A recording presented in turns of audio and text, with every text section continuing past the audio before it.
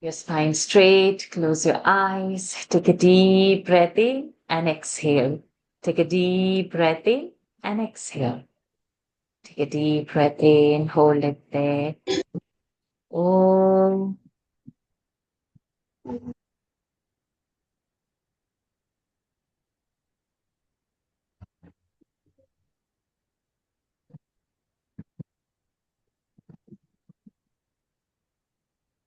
Om.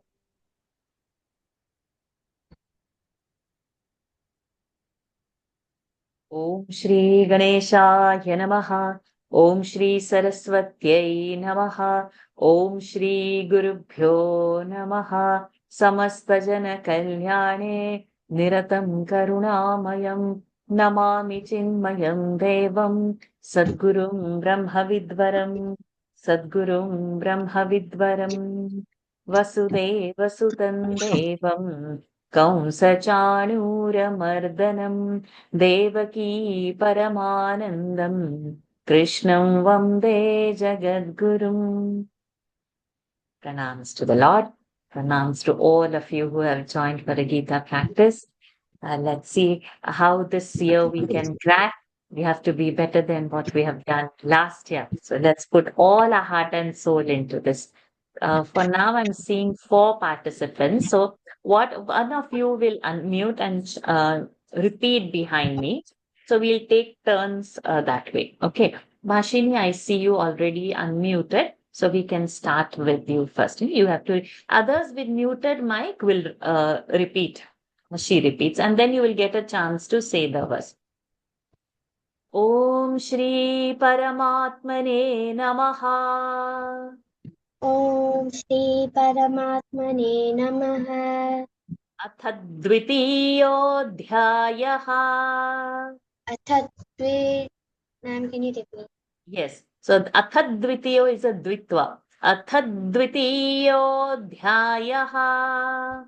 अथ द्वितीयोऽध्यायः। ध्यायः ध महाप्राण. Okay. सांख्ययोगः. सांख्ययोगः। Mahaprana should come, darling. Sankhya सांख्ययोगः।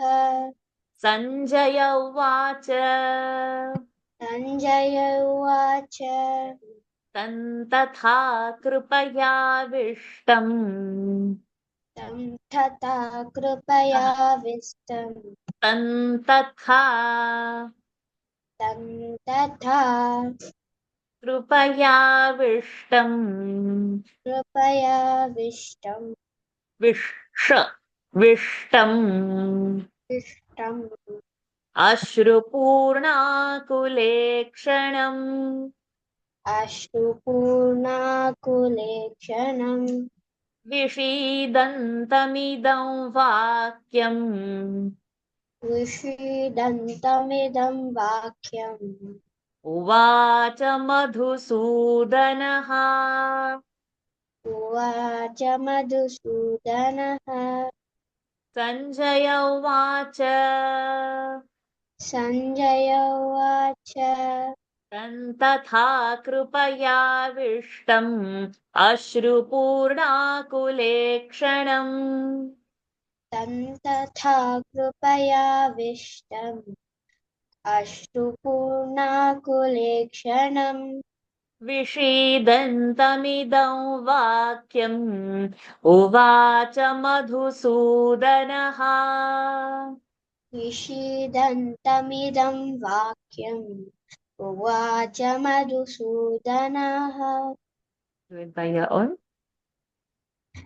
तं तत् सञ्जय उवाच तं तथा कृपयाविष्टम् अश्रुपूर्णाकुलेक्षणम् विषीदन्तमिदं वाक्यम् उवाच मधुसूदनः।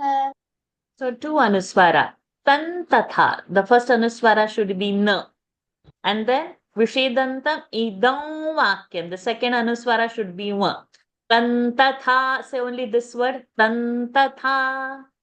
तं तथा Tan tatha. तं तथा Ta tha. तथा हाँ, तथा. तथा Okay. विषीदन्तमिदं वाक्यम्. विषीदन्तमिदं वाक्यम् इदं इदं वाक्यम्. इदं वाक्यं वाक्यम्. वाक्यं तथा. तथा तथा. तथा Ta is alpa prana, low pressure. Ha is a mahaprana. तथा Correct. Idam vakyam. इदं वाक्यं Correct. Okay. Nityashri, say the verse. Sanjaya उवाच तं तथा कृपयाविष्टम् Tantatha, say the Anuswara rule. Tantatha. तं तथा कृपयाविष्टम् अश्रुपूर्णाकुलेक्षणं विषीदन्तमिदं वाक्यम् उवाच मधुसूदनः. Good. Sanya. सञ्जय उवाच तं तथा कृपयाविष्टम् अश्रुपूर्णाकुलेक्षणं विषीदन्तमिदौ वाक्यम् उवाच मधुसूदनः. Good. Sahana, you have the book in front of you? Good to see you. Hurry on. So chant the first verse. Okay. तं तथा कृपयाविष्टम् अश्रुपूर्णाकुलेक्षणं विषीदन्तमिदं वाक्यम् उवाच मधुसूदनः. Very good. Excellent.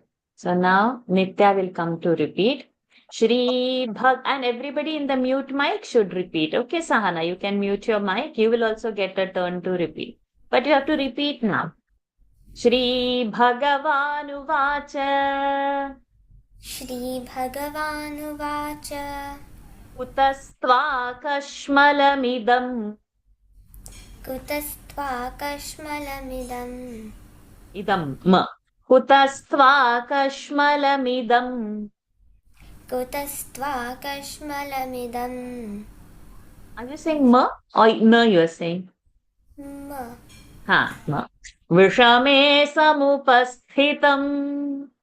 विषमे समुपस्थितम् Vishame samupasthitam. विषमे समुपस्थितम् Anaryajushtamasvargyam.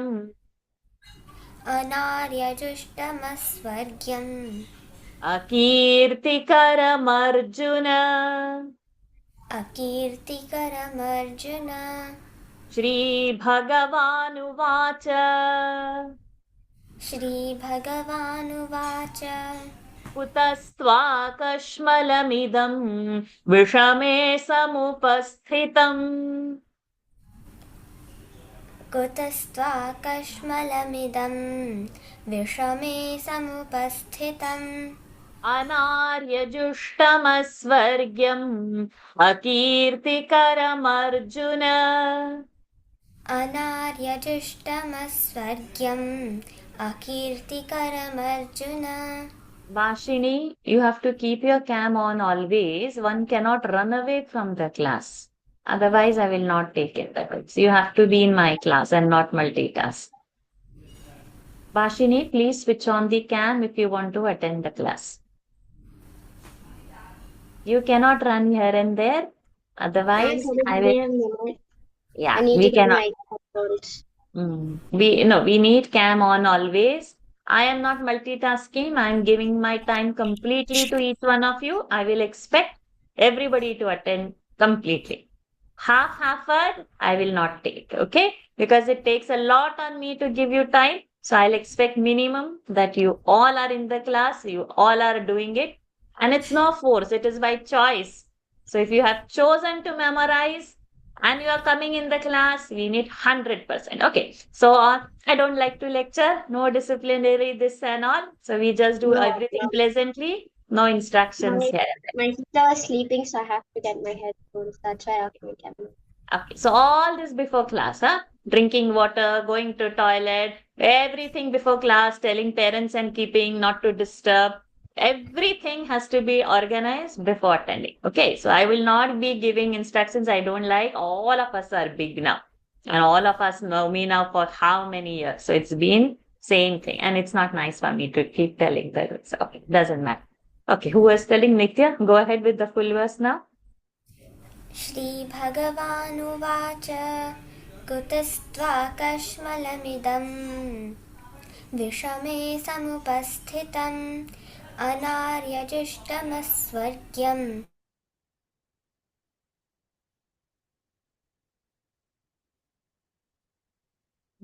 Nitya, have we lost you? Can Anarya you Jushta? अनार्यजुष्टमस्वर्ग्यम् अकीर्तिकरमर्जुन Good. Bashini, say that verse. कुतस्त्वाकस्मलमिदं विस्मयसं Vishame. Darshan, if you're attending the class, we need camera on. Always. Okay. विषमे समुपस्थितम् Anarya Jushtamasvargyam. अनार्यजुष्टमस्वर्ग्यम् अकृतकरमर्जुन. Akirti. See, that's fine. No? When I'm repeating, you are not there. So you have missed it. Akirti Karamarjuna. अकीर्तिकरमर्जुन. Okay. Sanya, everybody has to pay attention. I'm not going to start teaching individually. When one person is learning, others are on the mute mic also learning at the same time. You will get your chance to repeat. 100% attention has to be over here. No multitasking. It's not that only when your turn comes, you open your camera or only chant that time. Throughout the chanting has to happen. I'm also chanting throughout. So you also have to chant with me throughout. Okay. Now when Sanya is chanting with your mute mic, you all are chanting it throughout. When you repeat it 5 times, 10 times, whatever times, you are memorizing it at the same time. So this is a part of your learning. Same rules as last year. Don't behave like as though it's first time. Okay. Please, we will have to follow this correctly. Darshan, you cannot pressurize me that you have to leave at 3 now. What is this? Mridangam class at 3 you have? Then why you didn't join on time? Why did you join late, darling? Do you have school? Darshan, I'm talking to you. You have school? Darshan, I'm I talking had to another you. class, Vashanti, so I reached around like Oh, okay. You're 12, just 5 multitasking. minutes Okay. later. Okay, fine. Hold on. Yeah, Sanya, by please. Vasant. Yes, no, it's fine. We hold on. Okay, Sanya, please go ahead. श्रीभगवानुवाच कुतस्त्वाकश्मलमिदं विषमे समुपस्थितम् अनार्यजुष्टमस्वर्ग्यम् अकीर्तिकरमर्जुन. Good. Darshan, you can chant this verse.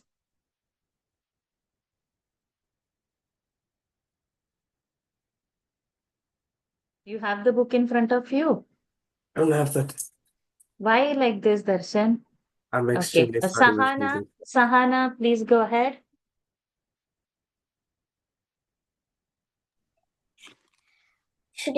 श्रीभगवानुवाच कुतस्त्वाकश्मलमिदं विषमे समुपस्थितम् अनार्यजुष्टमस्वर्ग्यम् अकीर्तिकरमर्जुन. So Akirti, don't pause over there because Ti is short. Akirtikara. अकीर्तिकर Kirti is short. Ki is only long. Ti is short. Akirtikara. अकीर्तिकरमर्जुन. Very good. Ira. श्रीभगवानुवाच कुतस्त्वाकश्मलमिदं विषमे समुपस्थितम् अनार्यजुष्टमस्वर्ग्यम् अकीर्तिकरमर्जुन. Very good. Darshan, you have the book in front of you. Yes. Okay. Go ahead with the second verse. श्रीभगवानुवाच कुतस्त्वाकश्मलमिदं विषमे समुपस्थितम् अनार्यजुष्टमस्वर्ग्यम् अकीर्तिकरमर्जुन. Excellent. Alkaji? श्रीभगवानुवाच कुतस्त्वाकश्मलमिदं विषमे समुपस्थितम् अनार्यजुष्टमस्वर्ग्यम् अकीर्तिकरमर्जुन. When I see none of your lips moving. When somebody is chanting, we also have to chant along with that. It's a part of memorizing. So when you repeat it so many times, in the class itself, it will get memorized. You don't need a separate effort to memorize. And if you have already memorized and sitting in the class, it will flow easily. All the words will sit on your tongue. So repeat it as many as times we are chanting in the class. Okay, Darshan, we'll take you first because you have to leave. क्लैब्यम् आस्मगमः Partha क्लैब्यं मास्मगमः Partha नैतत्त्वय्युपपद्यते नैतत्त्वय्युपपद्यते. Hira chant. क्षुद्रं हृदय दौर्बल्यम् क्षुद्रौ हृदयदौर्बल्यम् त्यक्त्वोत्तिष्ठ परन्तप त्यक्तोत्तिष्ठ परन्तप. क्लैब्यम् आस्मगमः पार्थ नैतत्त्वय्युपपद्यते क्लैब्यं मास्मगमः पार्थ नैतत्त्वय्युपपद्यते. पद्य न पद्य द्य So अल्पप्राण you don't need to stress on that. All right. Can I rechant again? All right. क्लैब्यं मास्मगमः Partha नैतत्त्वय्युपपद्यते. करेक्ट क्षुद्रं हृदय दौर्बल्यम् त्यक्त्वोत्तिष्ठ परन्तप क्षुद्रौ हृदयदौर्बल्यम् त्यक्तोत्तिष्ठ परन्तप. Say the full verse.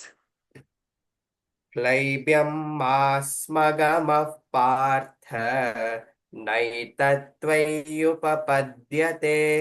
क्षुद्रौ हृदयदौर्बल्यम् त्यक्तोत्तिष्ठ परन्तप. Good. Nitya? Oh no, you chanted the verse. Sorry, we started with you.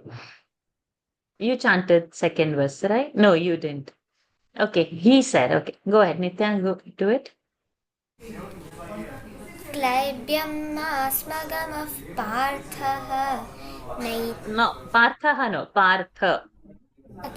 क्लैब्यम् आस्मगमः Partha नैतत्त्वय्युपपद्यते श्रुत्रौ Shru, no, Kshudram. क्षुद्रौ हृदयदौर्बल्यम् Dor, no, Daurbalya. दौर्बल्य Au, not do. Daurbalyam. दौर्बल्यम् त्यक्तोत्तिष्ठ परन्तप. Good. Sanya. क्लेब्यम् आस्मगमः पार्थ नैतत्त्वय्युपपद्यते Nay, you said Nai Tattva. Nai, I.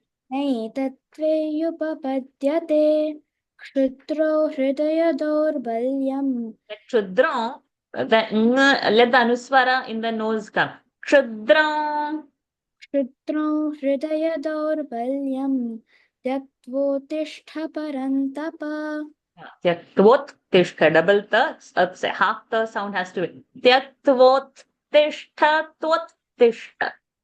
त्यक्त्वोत्तिष्ठ परन्तप. Good. Sahana. क्लैब्यम् आस्मगमः Partha नैतत्त्वय्युपपद्यते Yupa, you is short. Nai tatvayupa, short you. नैतत्त्वय्युपपद्यते Good. क्षुद्रं हृदयदौर्बल्यं त्यक्त्वोत्तिष्ठ परन्तप. no, tishtha Mahaprana. त्यक्त्वोत्तिष्ठ परन्तप Good. Ira?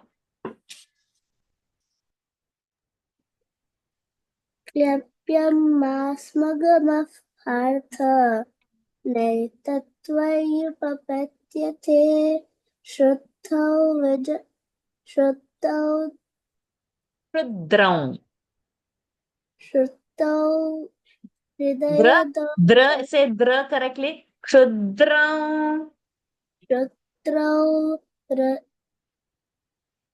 Hridaya. हृदयदौर्बल्यम् No, don't say dau. Daurbalyam. दौर्बल्यम् Hmm. त्यक्तोत्तिष्ठ परं तत Aha. Tyaktvottishta, not twishta. Tishta. Tyaktvottishta. त्यक्तोत्तिष्ठ Paran. Instead of param, say parantapa. परन्तप So not param, parantapa. Bhashini. क्लैब्यं मास्मगमः Partha नैतत्त्वयुपपद्यते क्रौद्रं हृदयदौ Kshudram. Kshudram. क्षुद्रो हृदयदौर्बल्यं Tyaktvot. Tyaktvot. Tyaktvot. Who's starting my whiteboard? Why are you playing, kids? What is this? Sahana, please don't fidget. Not to make anything in the settings, not to do anything. It is a big distraction in our class. We are wasting time. I don't want to mind anybody. Everybody has to mind themselves. Okay. Say that line again, darling. Kshudrau, start from there. Kshudrau hridaya daurbalyam. No. Kshudrau, ksha, K-S-H, U. Kshudrau. हृदयदौर्बल्यं त्यक्तोत्तिष्ठ परन्तप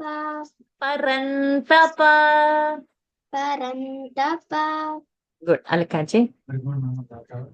क्लैब्यं मास्मगमः पार्थ नैतत्त्वय्युपपद्यते क्षुद्रं हृदयदौर्बल्यं त्यक्त्वोत्तिष्ठ परन्तप Good. Nitya, you have time or you have to go? I think I have to go now because my other class is starting. Okay. So I'll be posting the link in the group. Watch the link and do those many verses and come on Monday. Okay. Okay. Darshan, you have time or you have to go now, Mridangam class? They have told that I can just till 3 or 5. I just got the message, so I can just stay there for 2 minutes extra. Fair enough. So now, okay, Hari Om, my darling. See you on Monday.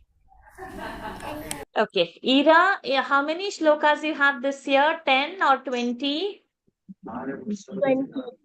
20. Okay. Please come. Repeat after me. Arjuna Uvacha.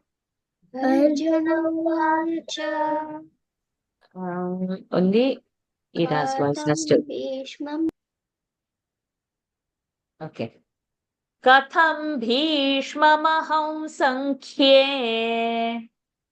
कथं Bhishma Katham Bhishmamaham Sankhye. कथं Bhishma Bhishmamaham. So, Bhishmamaham. भीष्ममहौ संख्ये Very good. Dronancha Madhusudana. द्रोणश्च मधुसूदनः Sudhanaha no. Madhusudana. Madhusudan इषुभिः प्रतियोत्स्यामि इषुभिः प्रतियोत्स्यामि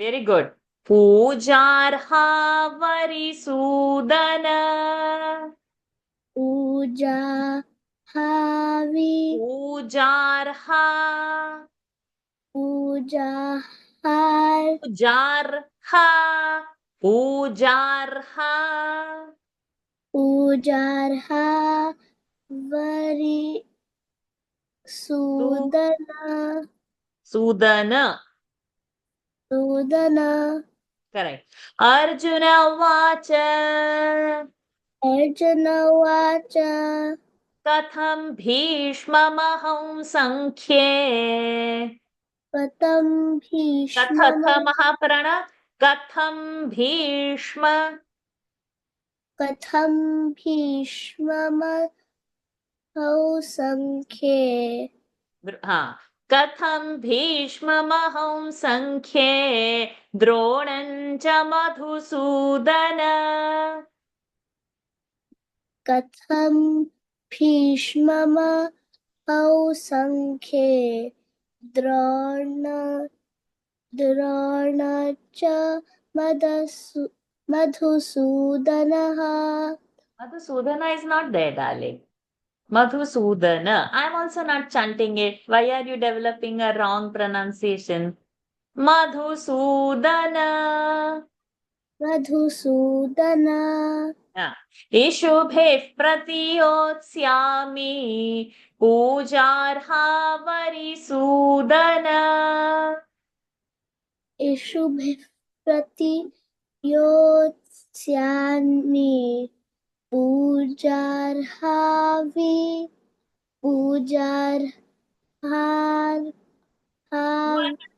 वरि Sudan Sudan Sudan Good. Now say the whole verse.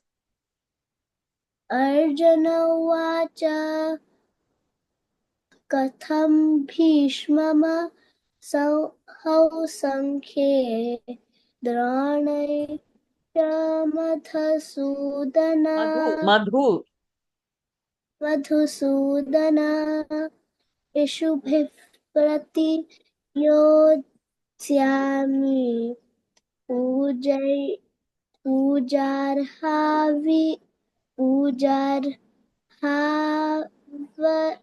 Vari. वरिसूदनः Sudan Correct. Sahana.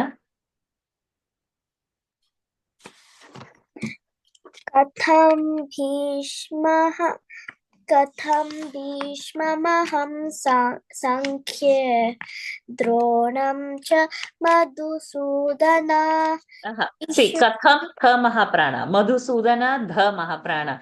Huh?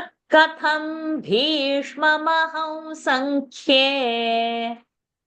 कथं Katham mama. Katham. कथं भीष्ममहं संख्ये द्रोणं There it is one. Katham bhishmamaham sankhye. कथं Katha Katha tha mahaprana. Katham. कथं भीष्ममहं संख्ये द्रोणं च मधुसूदन इषुभिः प्रतियोत्स्यामि पूजार्हावरिसूदन Good. Darshan, you can chant before you leave. I have taken 15 more minutes permission from his teacher, so he can continue. Okay. And one child has joined from the 4 to 6 Balvihar class. Danya is there, so please help her also. Yes. Okay, I'm seeing. Hari Om. Hari. Darshan. Yes. Hmm. Katham Bhishmama. Katham. So for one person, when I'm telling, others should also listen and correct it. Huh? Each person we are not going to keep saying separately. Arjuna Uvacha कथं भीष्ममहौ सङ्ख्ये द्रोणं च मधुसूदन इषुभिः प्रतियोत्स्यामि पूजार्हावरिसूदन. Good. Sanya? Arjuna उवाच कथं भीष्ममहो सङ्ख्ये द्रोणं च मधुसूदन इषुभिः प्रतियोत्स्यामि पूजार्हा वरिसूदन. Good. Bhashini? Arjuna उवाच कथं भीष्ममहौ सङ्ख्ये द्रोणं च मधुसूदन येषुभिः प्रतियोत्स्यामि पूजार्हा वरिसूदन. Good. Alkaji?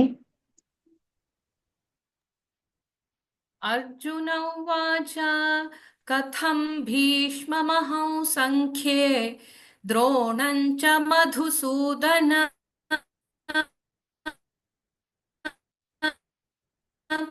इषुभिः प्रतियोत्स्यामि पूजार्हा वरिसूदन. Who is saying this? In between, unmuted and saying? Okay. Can you say Alkaji again? Yes. Arjuna उवाच कथं भीष्ममहौ सङ्ख्ये द्रोणं च मधुसूदन इषुभिः प्रतियोत्स्यामि पूजार्हा वरिसूदन. Good. Hari Om Dhanya. You can unmute yourself. How old are you, Dhanya? Good. How old are you? 5 years. 5 years. 5 years. Have you memorized any of this chapter 2 shlokas? Yes. How many you have memorized? 5. 5. 5. How many you have for your competition? So many. 10. 10. Okay. So let me hear your first shloka pronunciation. Okay. Sanjaya Vacha. Sanjaya Uvacha. Say what you have. First sloka, Sundar. Tam tatha. Tam tatha kripaya vishtam ashupurna kulekshanam vishidhandamidam. Vishidha not to say. Vishidha. Danta. Vishidhantamidam. Not dha. The. Vishidanta. Vishidhantamidam vakyam uvacha madhusudhanaha. Madhusudanaha. Madhusudhanaha. No, darling. Can we have little attention now? Vishidanta. Vishidhanta. I'm not saying dhanta. Danta. Dhanta. No. Danta. Dhanta. Not dha. Alpa prana. Less pressure. Danta. Dhanta. Okay, so your mama will take care of this one. Huh? Then Madhu. Madhu. Sudanaha. Sudanaha. Madhusudanaha. Madhusudanaha. Varshaji Madhusudana. Madhusudanaha. Visarga is there. Okay. First verse. Okay. Thank you. Okay. Amay, if you want to be in the class, I need the camera on always. If camera off, I'll put everybody out of the class. Amay, if you want to attend the session, camera on. Amay, are you hearing me? So then I'm putting you now out of the class. Amay, if you're not opening your camera. Are you opening your camera? Amay? Yes.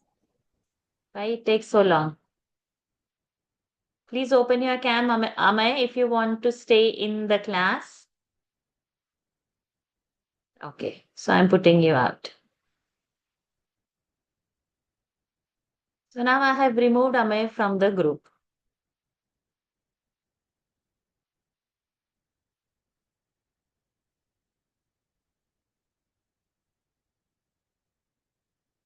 What will happen is if you are not open the camera when I am saying, then we cannot be in the class.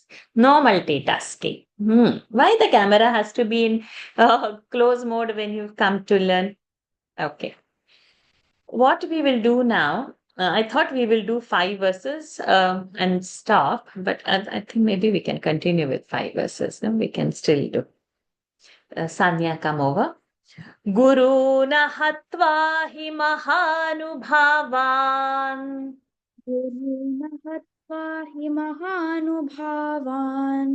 I think Sahana can also come. Sahana also repeat.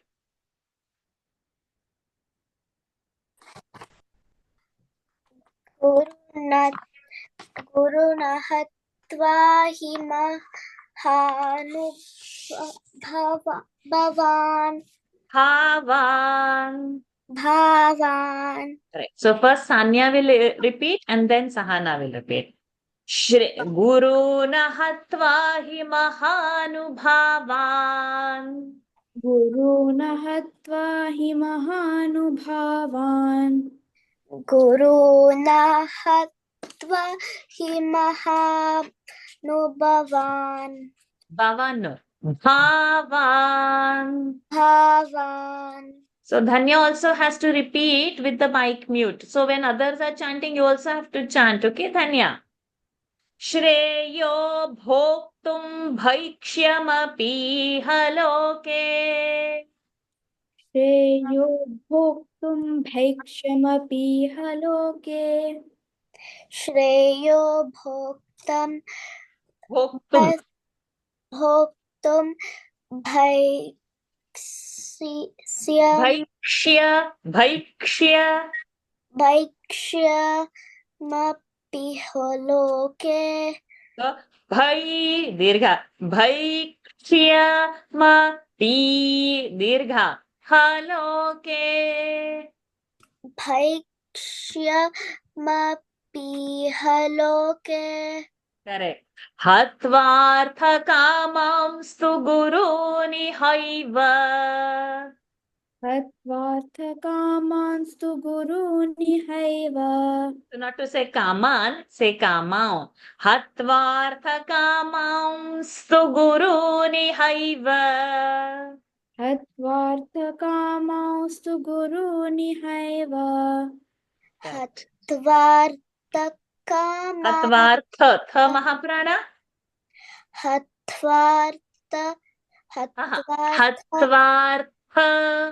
हत्वार्थकामांस्तु गुरूनिहैव Bhunjiya bhogan ruधिरप्रदिग्धान्. भुञ्जीय भोगान् रुधिरप्रधिक्तान् Pradigdhan, di alpa prana. दिग्धान् Say that line. Bhunjiya. भुञ्जीय भोगान् रुधिरप्रदिग्धान् Dhina. Pradigdhan. प्रदिग्धान् Bhunjiya bhogan ruधिरप्रदिग्धान्. भुञ्जीय भोगान् रुधिरप्रदिग्धान् Correct. भुञ्जीय भोगान् Bhunjino. Bhunji. Jha is mahaprana. Jha is alpa prana. Bhunjiya. भुञ्जीय Bha mahaprana. Bhunjiya. भुञ्जीय भोगान् रुधिरप्रदिग्धान्. So rudhirap, one dvitva sound. There is a pressure. Rudhirapradigdhan.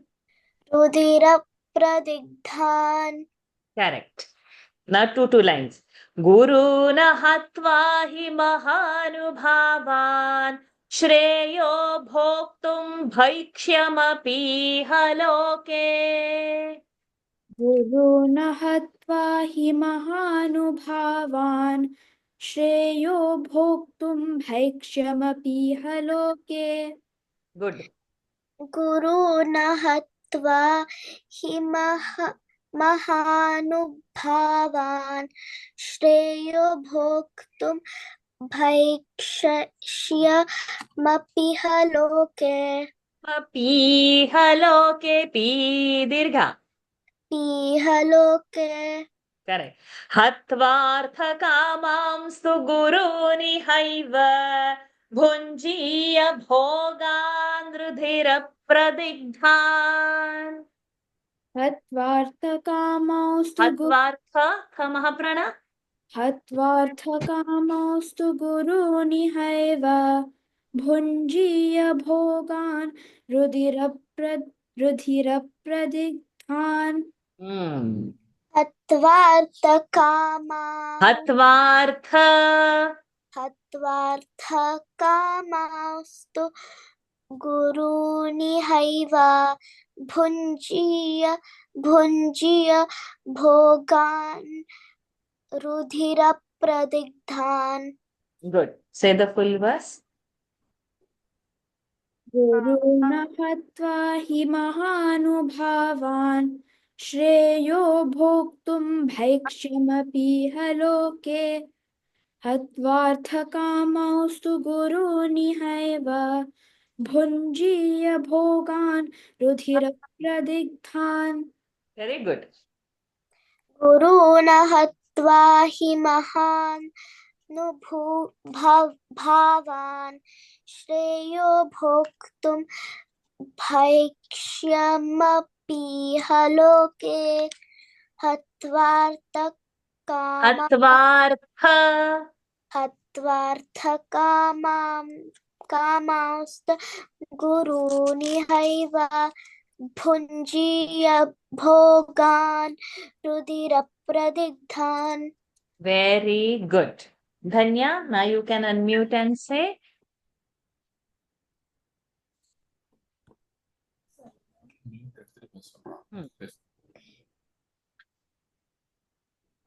गुरून् हत्वा हि महानुभावान् गुरून् हत्वा हि महानुभावान् श्रेयो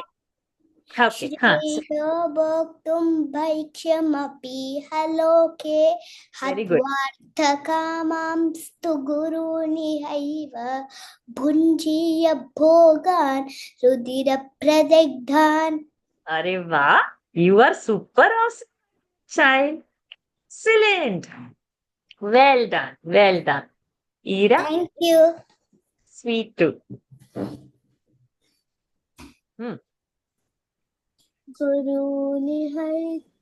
Guruni no गुरून् हत्वा हि महानुभावान् श्रेयो भोक्तुं भैक्ष्यमपीह लोके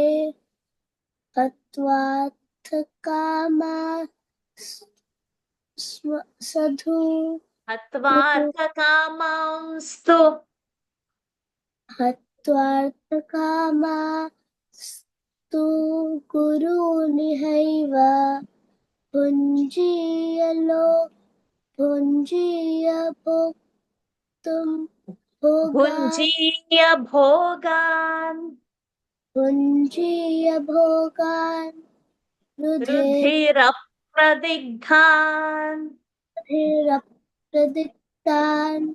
good Darshan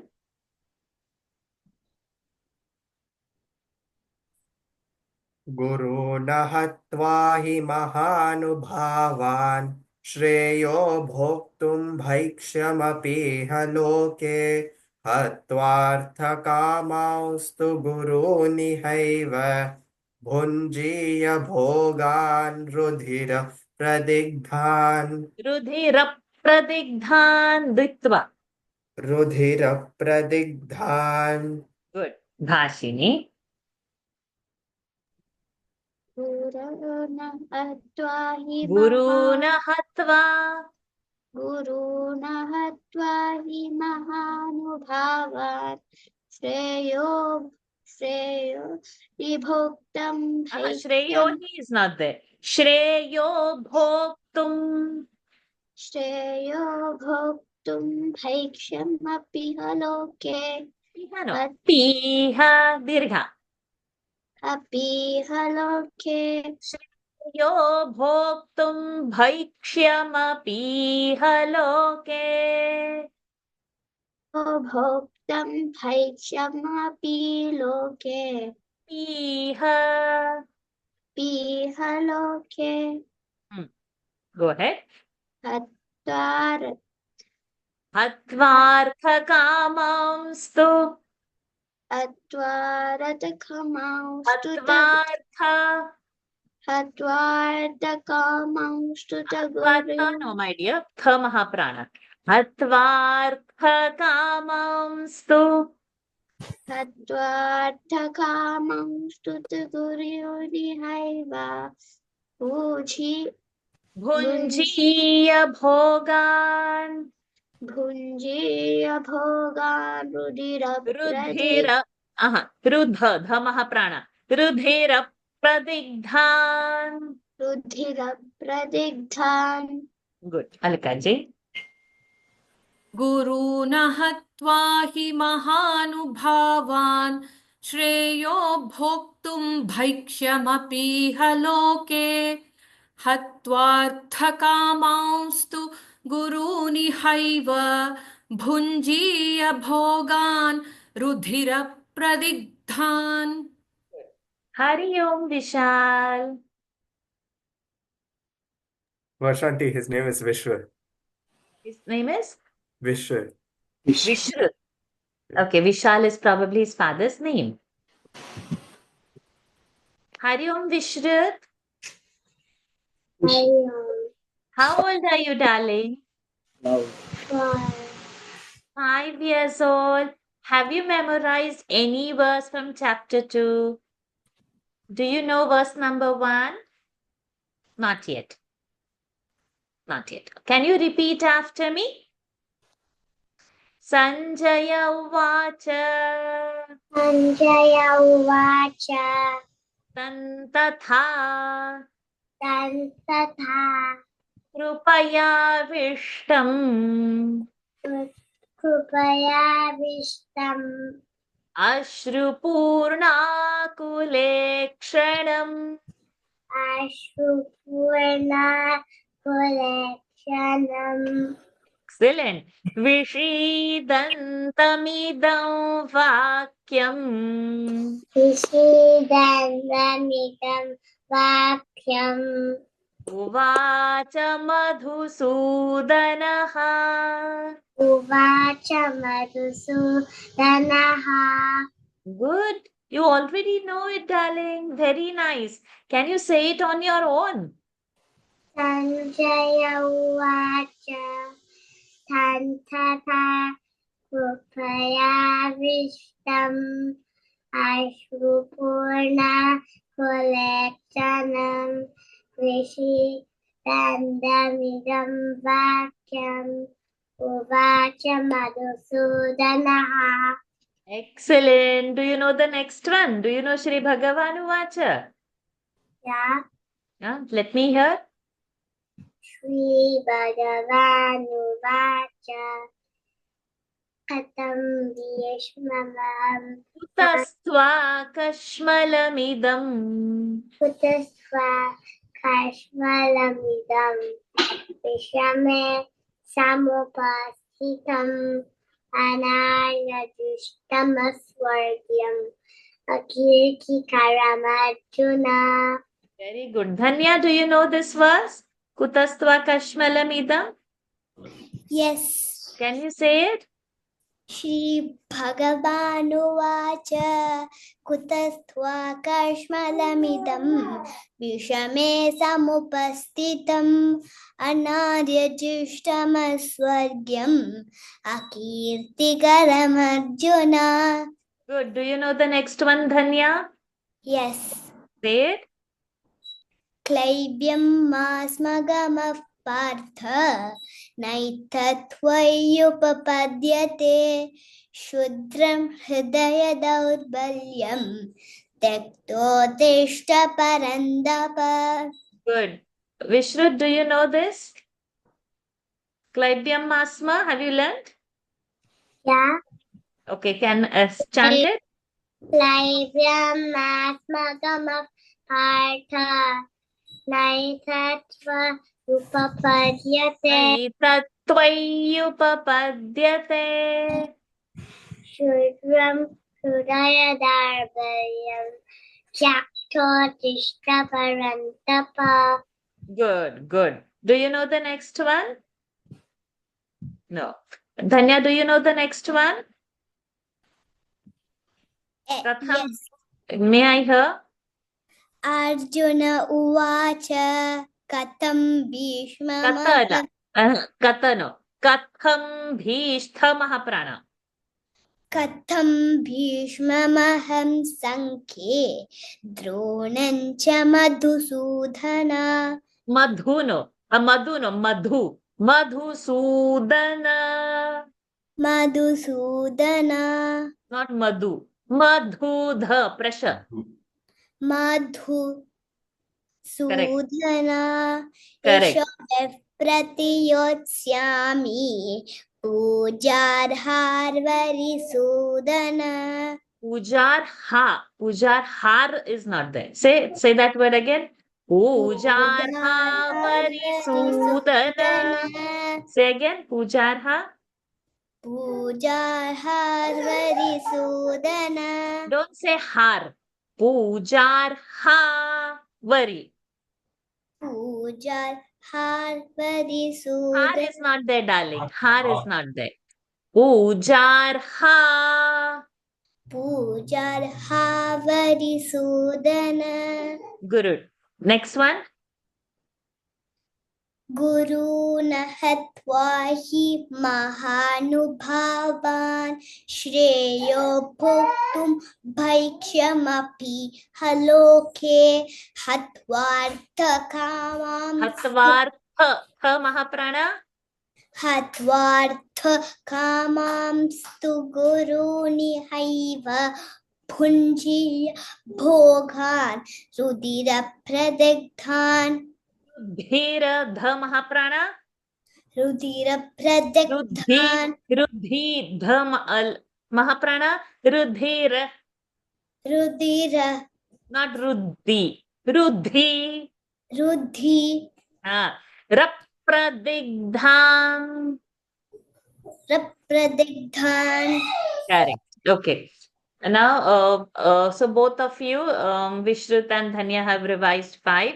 Now, Ira will say verse number 1, followed immediately by Bhashini, verse number 2, followed Sahana immediately, verse number 3, Sanya, verse number 4, and Darshan, verse number 5. Okay, let's have this. Ira, start with verse number 1. Sanjaya उवाच तन्तथा Everybody कृपया should chant with your muted mics. When they are chanting, you should chant. Everybody should revise now this 5. Go ahead. Sanjaya उवाच तन्तथा कृपया विष्ठम् विषमे Vishtam, not Vishtham. Vishtam. Ta alpa prana.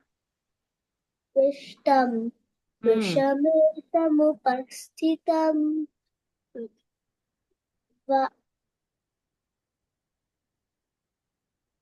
One minute. Tantatha krupaya vishtam ashrupurna kulekshanam. Vishame samupasthitam you added from the second verse. Keep the book open. Tantatha krupaya vishtam ashrupurna kulekshanam. विषीदन्तमिदौ वाक्यम् उवाच मधुसूदनः. Not madha, my dear. Madhusudanaha. Madhusudan Sudanaha. मधुसूदनः. Correct. श्रीभगवानुवाच Mahaprana. श्रीभगवानुवाच कुतस्त्वाकस्मलमिदं विषमे समुपस्थितम् समुपस्थितं समुपस्थितन समुपस्थितं समुपस्थितम् अनार्यजुष्टमस्वर्ग्यम् अकीर्तिकरणम् अकीर्तिकरमर्जुन. अकीर्तिकरमर्जुन. Very good, Vashini. Sahana. क्लैब्यमास्मगमः Partha नैतत्त्वय्युपपद्यते क्षुद्रं हृदय दौर्बल्यं त्यक्त्वोत्तिष्ठ परन्तप त्यक्तोत्तिष्ठ ठ महाप्राण. त्यक्त्वोत्तिष्ठ परन्तप Correct. Sanya. अर्जुन उवाच कथं भीष्ममहो सङ्ख्ये द्रोणं च मधुसूदन इषुभिः प्रतियोत्स्यामि पूजार्हा वरिसूदन. गुरून् हत्वा हि महानुभावान् श्रेयो भोक्तुं भैक्ष्यमपीह लोके हत्वार्थकामांस्तु गुरूनिहैव भुञ्जीय भोगान् रुधिरप्रदिग्धान्. Good. So in the first round, we all learned together. In the second round, Vishrut and Dhanya chanted all the 5 verses first. In the third round, all of you did it combined. Now in the fourth round, Alkaji will chant all the 5 verses. All of you have to chant. Sanjaya उवाच तथा कृपयाविष्टम् अश्रुपूर्णाकुलेक्षणं विषीदन्तमिदं वाक्यम् उवाच मधुसूदनः श्रीभगवानुवाच कुतस्त्वाकश्मलमिदं विषमे समुपस्थितम् अनार्यजुष्टमस्वर्ग्यम् अकीर्तिकरमर्जुन क्लैब्यं मास्मगमः पार्थ नैतत्त्वय्युपपद्यते क्षुद्रं हृदय दौर्बल्यं त्यक्त्वोत्तिष्ठ परन्तप अर्जुन उवाच कथं भीष्ममहं सङ्ख्ये द्रोणं च मधुसूदन इषुभिः प्रतियोत्स्यामि पूजार्हा वरिसूदन गुरून् हत्वा हि महानुभावान् श्रेयो भोक्तुं भैक्ष्यमपीह लोके हत्वार्थकामांस्तु गुरूनिहैव भुञ्जीय भोगान् रुधिरप्रदिग्धान्. Very good. Excellent. Excellent. So now the last round, I am going to chant. You all have to match your pronunciation with mine. Everybody's lips should move. And this would be our last round for today. Okay. From beginning. Om Shri Paramatmane Namaha अथ द्वितीयोऽध्यायः सांख्ययोगः सञ्जय उवाच तन्तथा कृपयाविष्टम् अश्रुपूर्णाकुलेक्षणम् विषीदन्तमिदं वाक्यम् उवाच मधुसूदनः श्रीभगवानुवाच कुतस्त्वाकश्मलमिदं विषमे समुपस्थितम् अनार्यजुष्टमस्वर्ग्यम् अकीर्तिकरमर्जुन क्लैब्यमास्मगमः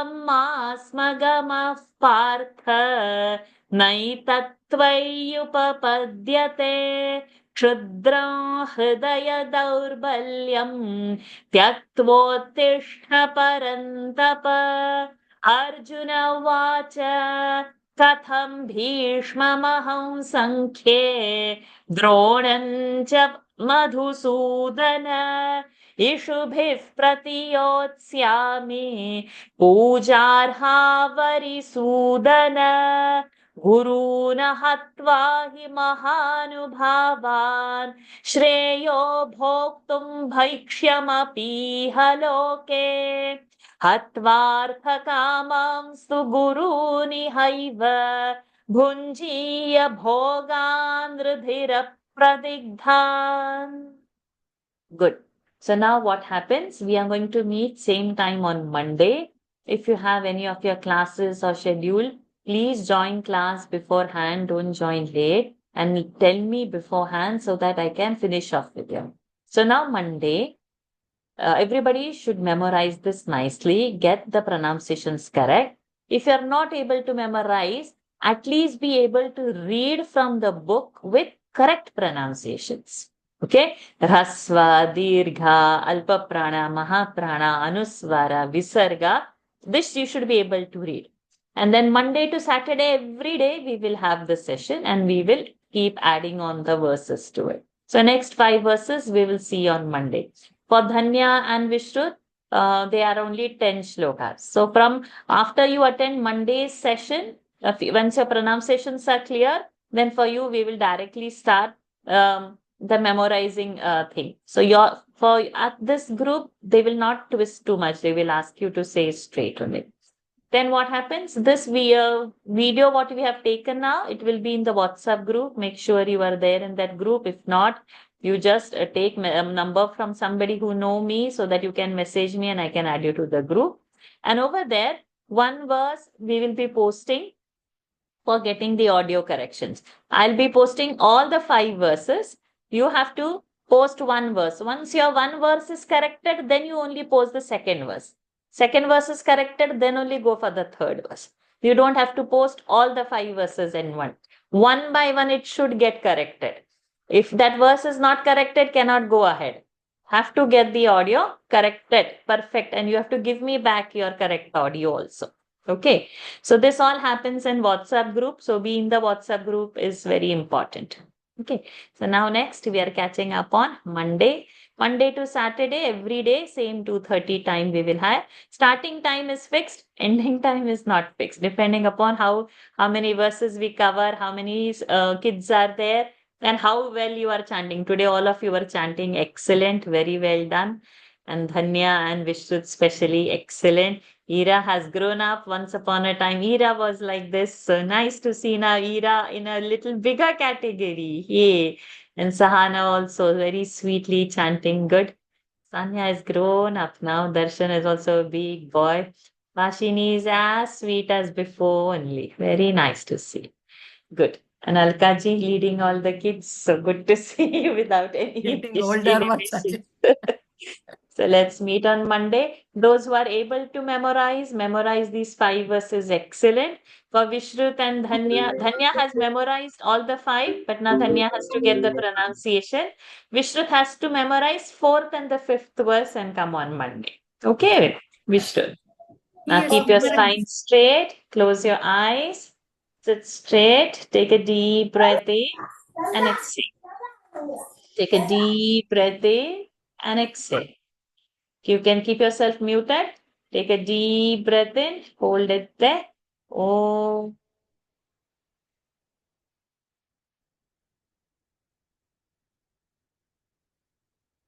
Oh.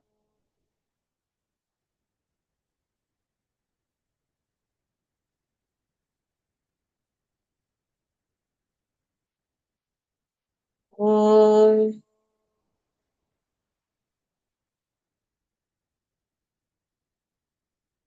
ॐ पूर्णमदः पूर्णमिदं पूर्णात् पूर्णमुदच्यते पूर्णस्य पूर्णमादाय पूर्णमेवावशिष्यते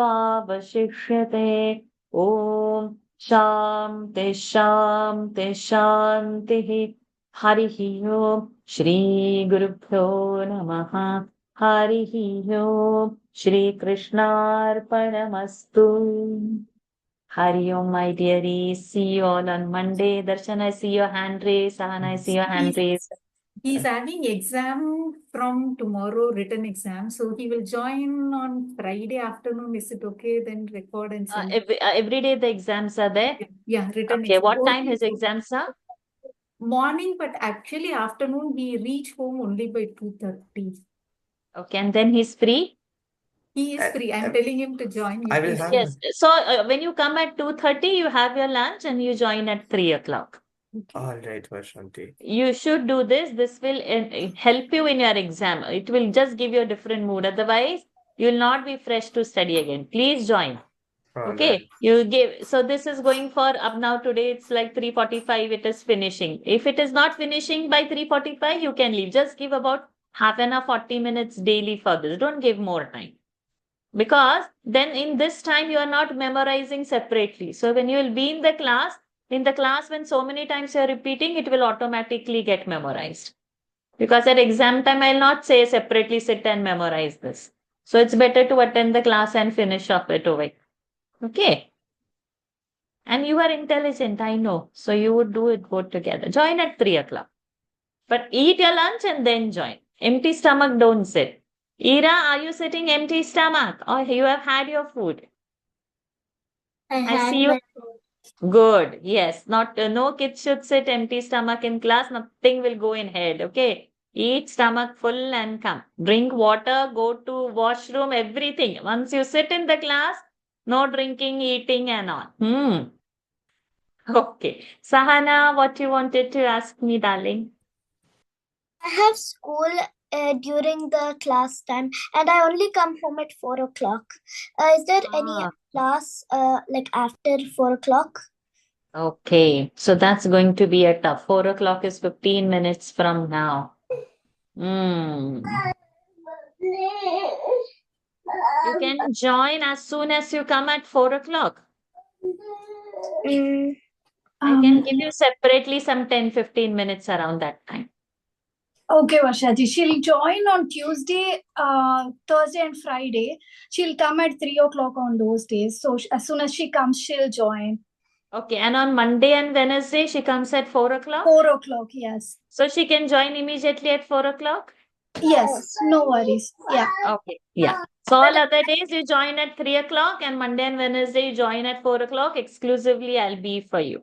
Okay. And then rest everything we will do on WhatsApp. So in case if you miss your class, give your audios for correction on the WhatsApp and you participate in that. Okay.